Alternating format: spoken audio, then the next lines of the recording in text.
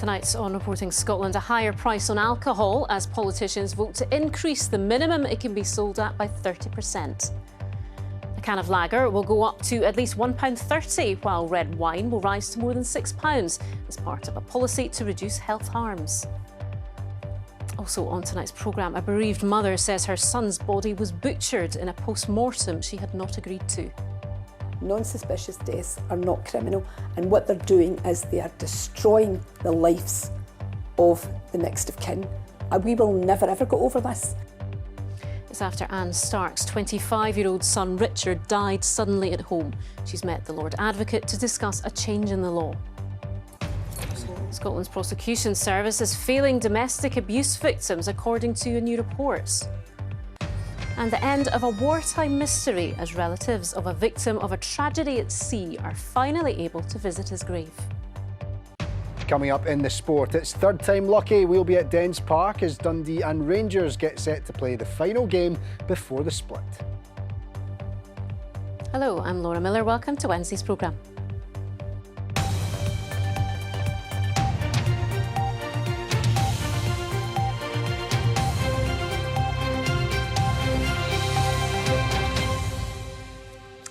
Scotland was the first country in the world to introduce a minimum unit price for alcohol back in 2018. It was an attempt to tackle the high rates of alcohol-related deaths and hospital admissions.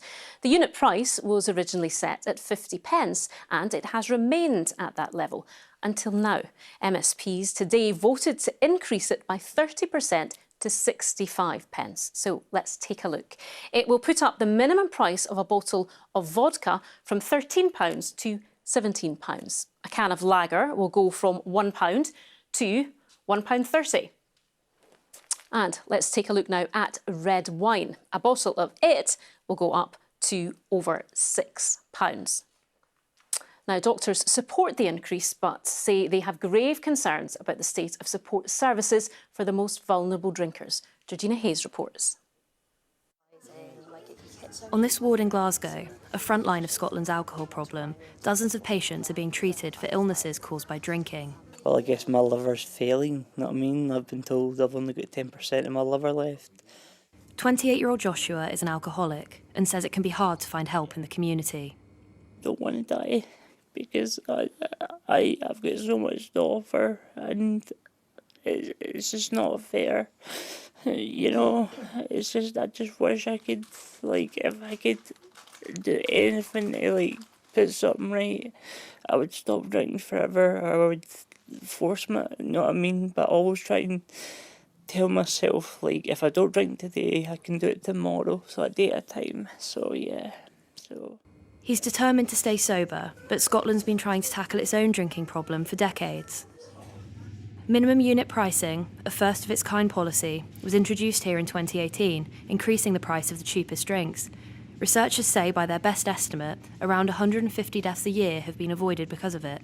The motion is therefore agreed. Today, MSPs voted to increase the minimum price per unit further, from 50p to 65. Policymakers can be confident that there are several hundred people in low income in Scotland who would have died as a result of alcohol who are alive today. Retailers fear the rise could harm struggling local businesses, and the Conservatives opposed the increase. At a hike of 30% disproportionately penalises responsible drinkers on a low income and those dependent upon alcohol. If she doesn't want to nutrition. Doctors support the increase, but say it should be part of a broader package. In isolation is not enough. It needs to be married up with very effective alcohol services, both preventative but also targeting those who are most vulnerable. There's a grave concern that the services are not sufficient and not flexible enough. And that money's not come anywhere near any kind of alcohol treatment. In fact, it's just... In Edinburgh, this volunteer group, most in recovery themselves, want to see further measures put in place. Would it have made any difference to me? No, it wouldn't have. I was going to drink no matter what the price was. We need to look at two other things. One is alcohol marketing, and the other one is what do we do with the money that is raised through minimum unit pricing, because we're missing a massive opportunity around that. Campaigners say these opportunities could include using the money raised to fund alcohol support services. The price increase will come into effect from September. Georgina Hayes, reporting Scotland. Well, I'm joined now from Holyrood by our political correspondent, Lindsay Bewes. And Lindsay, how politically difficult has this policy change been?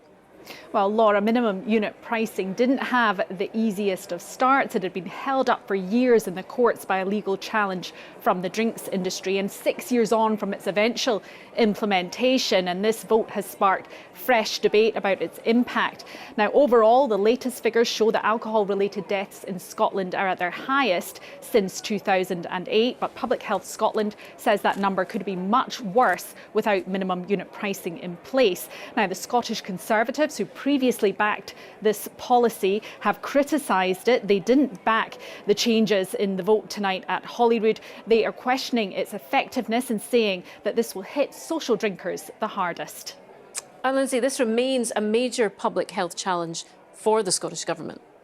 It certainly does, yes, and there is talk about a public health levy being introduced. Could that be used to use some of the money raised from minimum unit pricing to invest in treatment services? That's the call from Labour. It's backed by those on the ground, and it's something that ministers have said they will consider, because unlike minimum unit pricing, treatments cost money. That would be somewhere the government could perhaps find that money to invest. And this whole debate around minimum unit pricing, well, it has underlined the challenges the government still faces in this area 6 years on from that policy coming into force, and more than 10 years since MSPs here at Holyrood voted for it.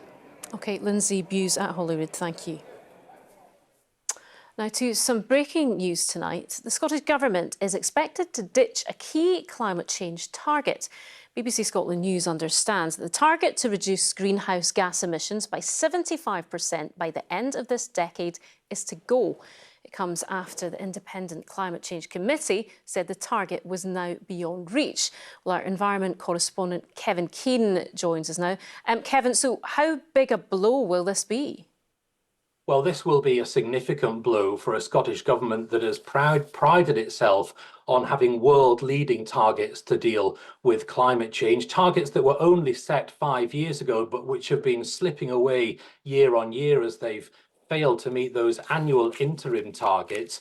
What the ultimate aim was, mid-range, was to reduce greenhouse gas emissions by 75% by the end of this decade. There had been repeated warnings that that was slipping away. And then last month, the Independent Climate Change Committee, a group of advisors, said that that was now beyond reach. And the Net Zero Secretary is due to give a statement tomorrow at Holyrood, and we expect that she will say at that target is now effectively being scrapped. And that would, of course, be a big blow, not just to the SNP, but also their power-sharing partners, the Greens, at government. And it would, if this happens, be, we believe, the first time anywhere in the world that a Green government has been responsible for reducing greenhouse gas emissions targets. OK, so what about the annual targets then? Are they at risk? Yeah, these are the ones that, again, have been missed year on year. 8 out of the last 12 have been missed. Some of them just narrowly, but nevertheless, they have been missed. And again, my understanding is that that will go and will be replaced by a system that's already being used by the UK and the Welsh governments, and that's to create what are called carbon budgets, which cover a longer period, so a 5-year period, a parliamentary term. And in that carbon budget, ministers will have to set out how they will go about only emitting the amount of carbon that is set down. What that will take away is the annual accountability and the pressure on the Scottish Government, or whoever's in government at the time, to meet those targets. It will mean reopening the legislation that was only agreed back in 2019 to change that, because those are legally binding targets. But that will be, as I say, a significant blow for a government that's prided itself on being, as they say, world leaders on tackling climate change. OK, Kevin, thank you for that. A bereaved mother has said her son was butchered in a post-mortem she did not agree to. Anne Stark's 25-year-old son Richard died suddenly at home in 2019. Mrs Stark learned later that a full autopsy had taken place. She wants the system overhauled and met the Lord Advocate today to discuss changes. As Katrina Renton reports. It's Richard's birthday on Thursday. He would be 30 on Thursday.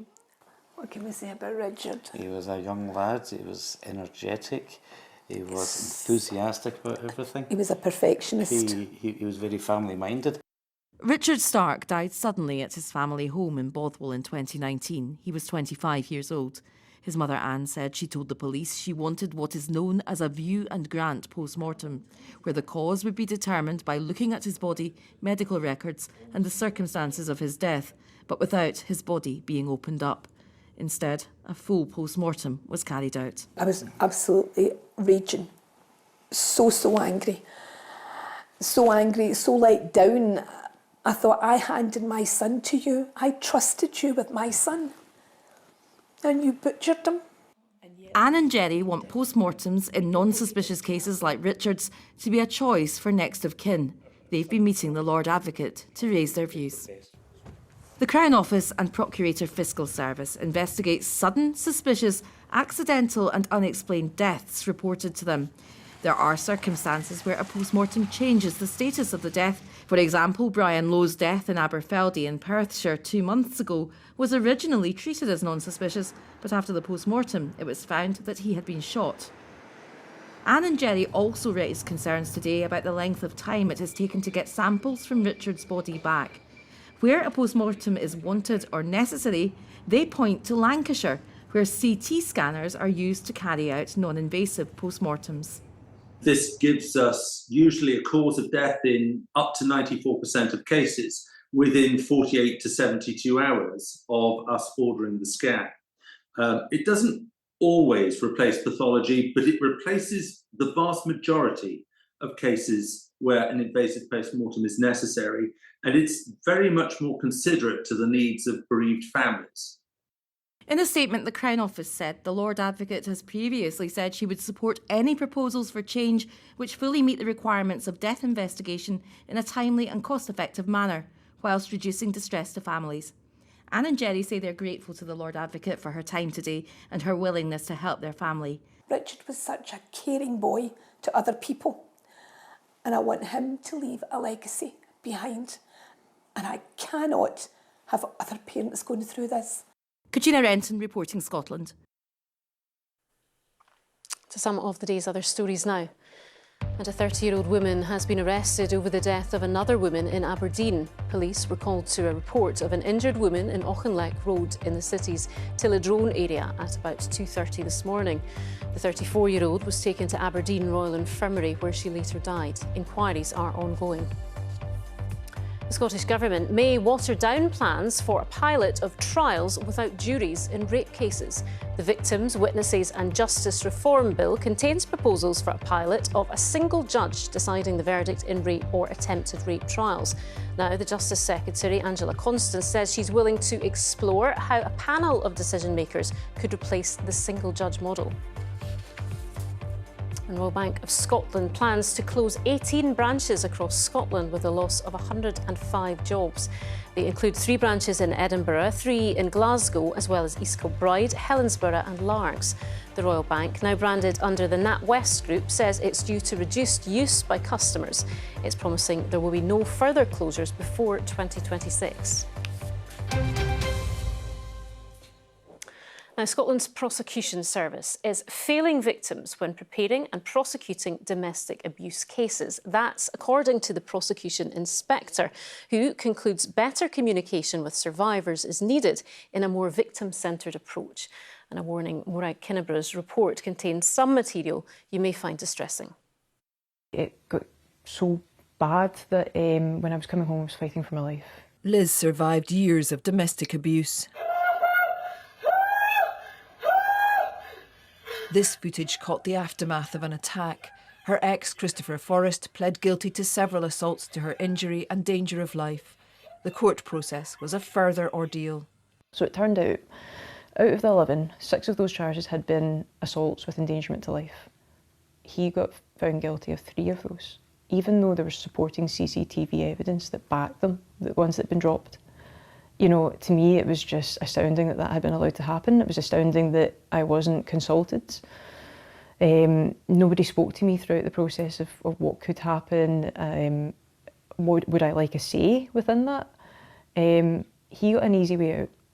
The prosecution watchdogs criticised the service for a series of failings in domestic abuse summary cases heard by a sheriff and no jury. She found poor communication, hurried preparation, repeated delays, which risk victims withdrawing from the justice process. They felt unsupported, they felt let down by justice agencies, they felt like they hadn't been kept up to date with what was going on. And some of the people we spoke to went so far as to say that the justice process itself was traumatising for them, and sometimes it kind of exacerbated the trauma of the abuse itself. So that's something that the Procurator Fiscal's office needs to really address. The Lord Advocate accepts all 27 recommendations, saying the report does not show an organisation working as she wants, and it's a matter of profound regret it's not always communicated well with victims. Survivors seek simple service improvements. If you want people to come forward, you need to show people that they are safe and they can be confident in reporting their abusers. And the only way you're going to do that is reflective on sentencing, protecting your victims, making the court process so that it's easier to go through, speaking to your victims. There is some good practice, but this report concludes Scotland's Prosecution Service is struggling to deliver a victim-centred service. Maura Kinneborough, reporting Scotland. And details of organisations offering information and support with domestic abuse are available at the Action Line website, or you can call for free at any time to hear recorded information on that number on your screen now. Tonight's main news again. A higher price on alcohol as politicians vote to increase the minimum it can be sold at by 30%. Coming up in the sport, it's third time lucky. We'll be at Dens Park as Dundee and Rangers get set to play the final game before the split.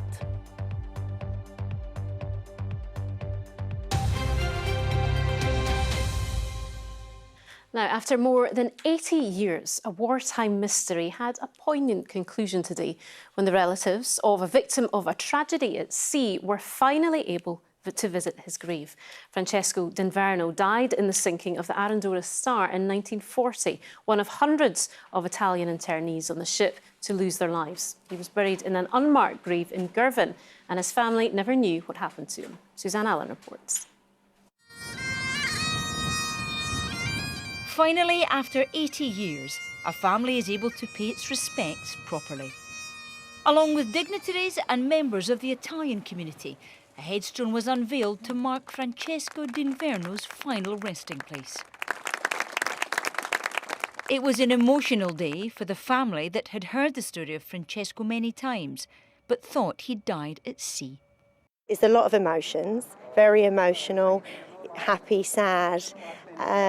So it's been an eventful day. I think the whole family feel honoured to have been invited here, and we are just thankful for everybody that's worked so hard. Francesco was one of hundreds of Italian civilians on board the Arandora Star. In the Second World War, Italians living here were classed as enemy aliens. The ship was bound for Canada when it was torpedoed in July 1940 off the coast of Ireland. Francesco left behind a wife, Ginevra, and 4 children. His body was found near Lendal Foot on the Ayrshire coast, and he was laid to rest in Doon Cemetery. It was clear to Lorna and I from very early on that this was going to be something special. It was a mystery for over 8 decades until painstaking research by this man uncovered the identity of the stranger buried in his local cemetery. It was a bit of a roller coaster and very emotional as well, and we probably didn't realise at the time the magnitude of what we were doing, how monumental this was going to be for the Italian community in Scotland and the wider Arandora Star community. The circumstances surrounding Francesco's death, such a tragic event, but now with such a happy ending. This headstone finally recognises the formal resting place of Francesco D'Inverno. Today, the family said that finding out he was here and today's ceremony is a story with a tragic beginning that has given them closure and a happy ending. Suzanne Allen, reporting Scotland, Girvan. What an incredible story. OK, let's get tonight's sport now with Lewis. And third time lucky for Rangers and Dundee fans. Absolutely, Laura. Yeah, it's been a bit of a talker, hasn't it? But it looks like finally that game is going to go ahead, not until kick-off. Thank you very much, Laura. Yes, hello there. Well, Rangers can move to within a point of leaders Celtic when they take on Dundee in tonight's twice-postponed clash. But after securing top 6, the Dens Park side have ambitions of their own. Brian McLaughlin is there for us.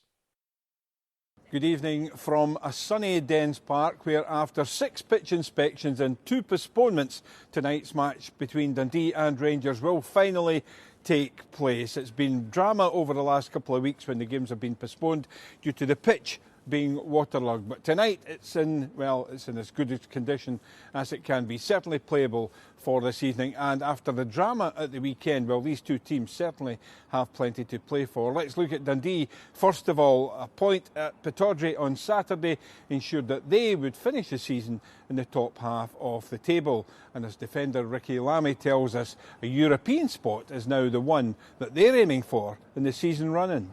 There's loads to play for, and obviously it's quite tightly bunched, especially with ourselves in St Mirren now. So, there's loads to look forward to, and we've put ourselves in a really good position. But there's loads more that we could achieve. Well, Rangers' defeat to lowly Ross County on Sunday in Dingwall really did catch everyone out. The Ibrox club, of course, were closing in on Celtic at the top of the Premiership table, and with 6 games left they probably need to win them all to try and gain the title back. However, goalkeeper Jack Butland is confident that that's something they can achieve this season. People wrote us off at the start of the season. They wrote us off before the manager came in and didn't give us much hope. Not by our words, but by everybody else's words. Everyone else is saying title race, and that's what it is. So that's a credit to what the boys have done, and what we need to remember that we've done as well.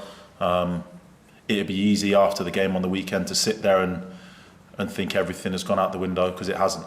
So both teams have plenty to play for, and the crowd, it's going to be a packed crowd inside Dens Park tonight.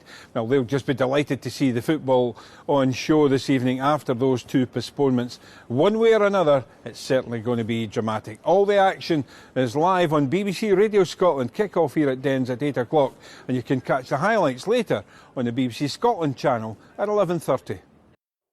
Scotland defender Aaron Hickey is making good progress with his injury and is determined to be fit for Euro 2024, according to Brentford's head of player development, Stephen Presley. The former Scotland international revealed he'd had positive conversations with the 21-year-old about his hamstring problem this week. Speaking at an event to preview this weekend's Scottish Cup semi-finals, Presley said it would be a huge boost if Hickey is fit for the summer.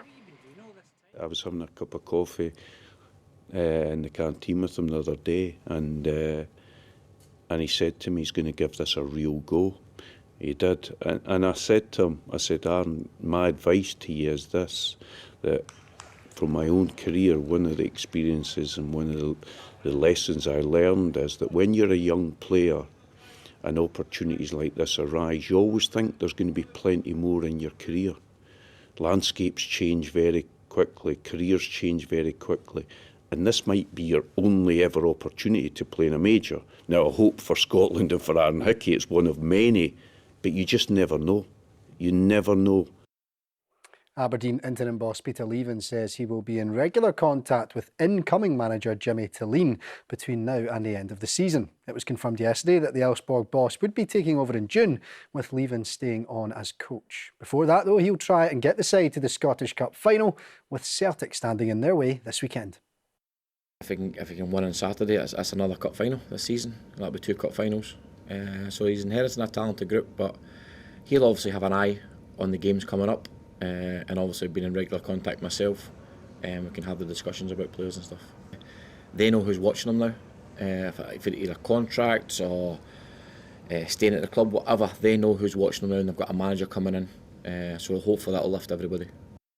Now to rugby, and Scotland fly half Helen Nelson says that they are taking no notice of their long winless run in Italy and focusing only on their performance when the sides meet in the Six Nations on Saturday. After the heavy defeat to England at the weekend, Scotland sit a point and a place below Italy in the table. But if they can win in the country for the first time in 25 years, then they would leapfrog their opponents. We're much better when we just focus on our performance and focus on what we can do. We know that if we play to the best of our ability, then that result will come, and we can then look at that history afterwards. But yeah, it's very much focused on us, on training, working on those things that we took from the England game and how we can be better for Saturday. And before I go, Laura, a busy night in the SWPL, a full fixture card there and what's shaping up to be an enticing title race. Good stuff. Thank you, Lewis. Thank you. Now, it is the return of debate night. Here is Stephen Jardine to tell us what's coming up later. We're back for a new series beginning in Maryhill in Glasgow. Our studio audience here will be putting their questions tonight to Jane McCarry from Still Game, journalist Kevin McKenna, Pam Duncan-Glancy from Scottish Labour, Brian Whittle from the Scottish Conservatives and Cocab Stewart from the SNP. Join me for debate night from Maryhill in Glasgow, 10:30 on the BBC Scotland channel or a little bit later on BBC One Scotland. Well, now let's take a look at the weather with Christopher. And what is this you've got for us? Some lovely pictures from our weather watchers from last night. Laura, the Aurora Borealis, full display of colours, and the chance of seeing again tonight, actually. Oh. Yes, let's take a look. Thanks very much indeed. Good evening to you. Some lovely spells of sunshine today, actually, as that cloud tending to thin and break through the afternoon. There were a few showers around, but those tending to fade away as we head in towards this evening. So the next few hours, predominantly dry with clearing skies. Where it's clear, it's cold, colder than last night. Temperatures, even in towns and cities, down close to freezing. Gardeners beware, certainly across eastern areas. Thicker cloud in the west, so less cold here. So, like last night, this coming night, the aurora could well be on display for a lucky few. There's the forecast. You can see it's northern parts of the country and the Northern Isles are getting the best chance of seeing it, really probably before midnight. To tomorrow then, and it's a very different day of weather compared with today. Cloudy and wet with outbreaks of rain working eastwards through the day with a brisk westerly wind to boot. Mid-afternoon, there'll be some drier slots, certainly towards parts of the east and northeast, Fife, Angus and Aberdeenshire. Elsewhere, cloudy with outbreaks of rain, and you can see that cold front moving in across the northwest, though a second spell of rain across the Highlands mid-afternoon and then replaced by blustery showers. Still quite a cool feel in the far north and Northern Isles. Tomorrow evening and tomorrow night, the cloud and the rain starts to clear because the low pressure clears away, high pressure moves in and it's sticking with us. So Friday, a very different day of weather. Predominantly dry and bright, some decent spells of sunshine, but windy, certainly around the north coast and the Northern Isles where we could see gusts close to gale force. So a cool feel here, Inverness, Aberdeen, Kirkwall, Lerwick, Central Belt and South, milder.